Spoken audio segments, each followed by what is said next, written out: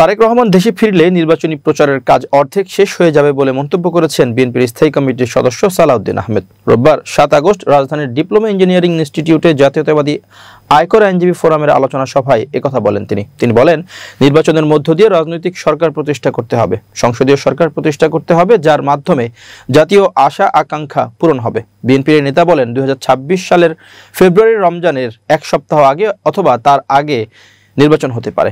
এ পথে যারা কাটা বিছানোর চেষ্টা করছে বা বিভিন্ন রকমের বক্তব্য দিয়ে বিভ্রান্তি সৃষ্টি করছে, তাদের সকলের প্রতি নসিহত, দেশ এখন নির্বাচনী আবহে আছে, সারা দেশে নির্বাচনী আমেজ তৈরি হয়েছে। তিনি আরও বলেন, অতি শীঘ্রই তারেক রহমান দেশে ফিরবেন, সেদিন নির্বাচনের সবকিছু প্রতিষ্ঠা হয়ে যাবে।